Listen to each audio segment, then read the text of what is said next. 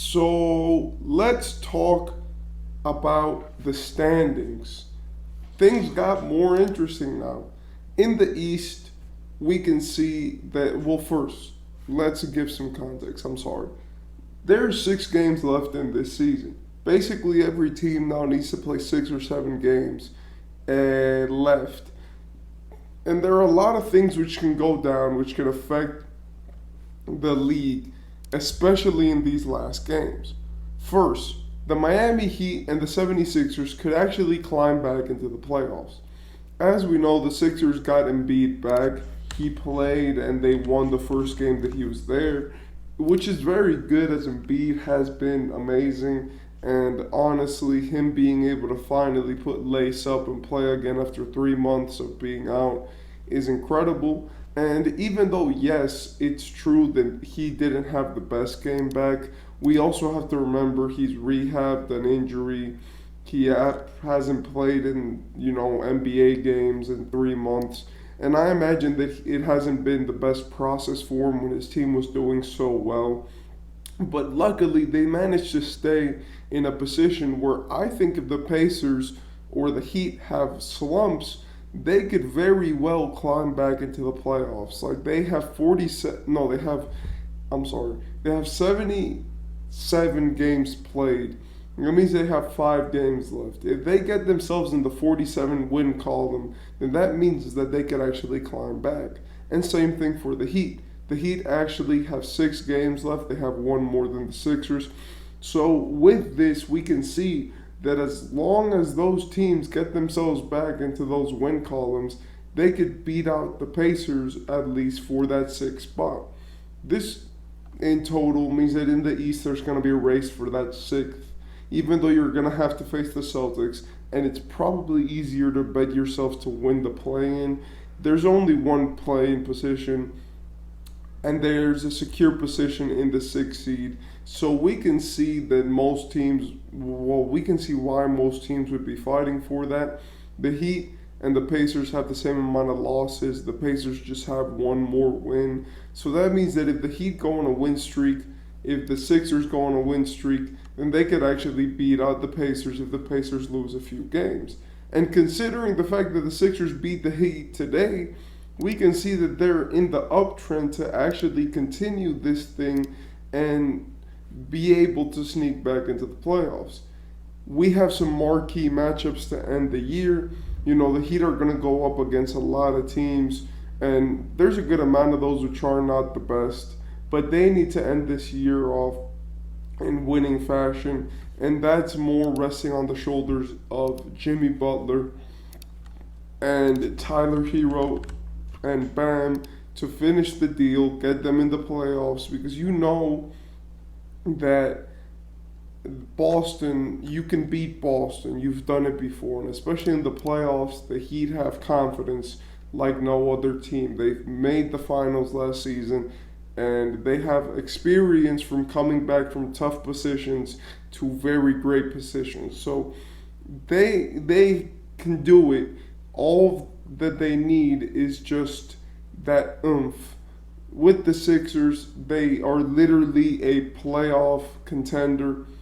I wouldn't say a championship contender, but they are an Eastern Conference Finals type of team this season, in my opinion. So getting Embiid back is probably going to make them just skyrocket right into the playoffs, if we're being 1,000% honest. So these people need to win. Then, in the West, we have other dilemmas. First, the Mavericks won today. The Clippers lost. And there are already 3 teams which clinched their playoff position, which are the Timberwolves, the Nuggets, and the Thunder. This basically means that, first, I think that Jokic is obviously getting the MVP. As much as I do think that Shea is the MVP, I do think that they're just gonna give him the default MVP, like just take it. Even though the Celtics have a 60-win season, even though Shea has been a more impactful player for his team, I feel like that they don't want to give it to someone who's not Jokic, who's not a big man, and they're just gonna give Jokic the award, and that's the reality. with the Clippers, they need to start winning some games. I don't know if they realize it, but like they lose 2 games, 3 games straight, and then there's another team which wins 3 games straight, and they're out of the playoffs. That's how tight that Western Conference is right now.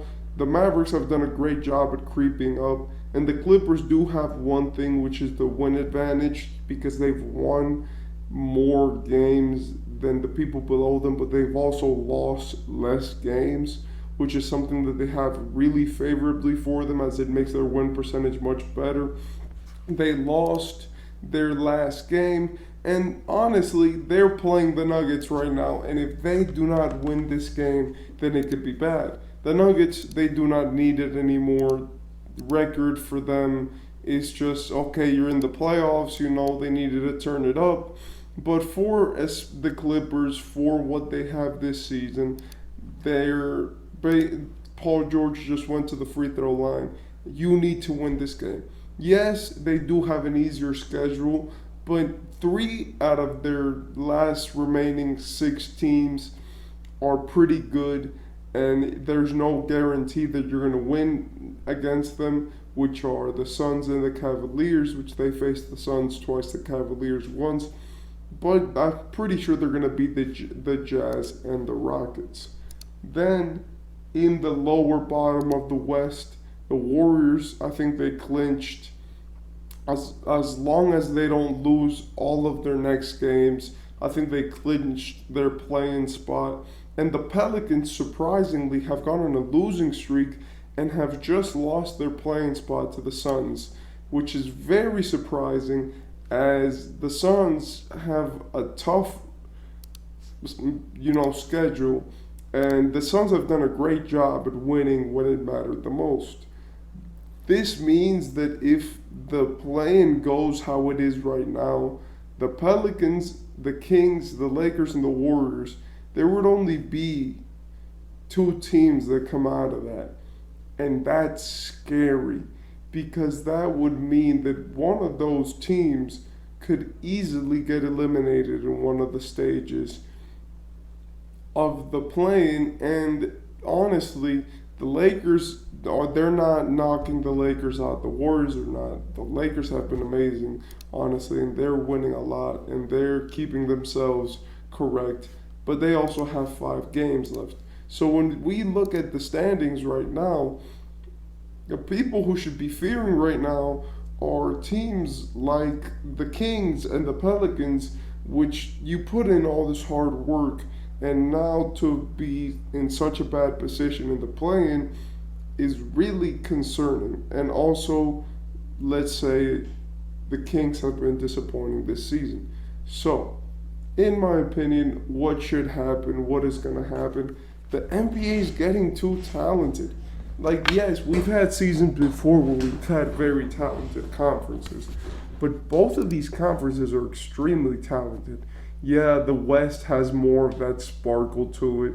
Let's be honest about that. But it's like both of these conferences are packed to the brim, and there are great players which are going to miss the playoffs in both conferences just because of certain aspects. So it's like when we look at both of these conferences, when we look at the teams which are playing, when we look at the things that are happening, what we have to say is, hey, look, even though these teams are great and this basketball is fun and having tight matchups is good, it's better than just knowing who's going to win the championship each season because that's very boring. But if we're being 1,000% honest, I feel like the NBA should expand. I feel like right now would be the perfect moment. There are a lot of teams which have way too many players. Your salary cap is getting way too expensive because good players need to make a lot of money. And honestly, when we see these teams go up against each other and have these inconsistencies or get 44 win seasons and still not even be close to cracking a top 6 team, I feel like now we should consider that the league should bring more teams in and make it a better product so that there can be kind of a great reset in the league.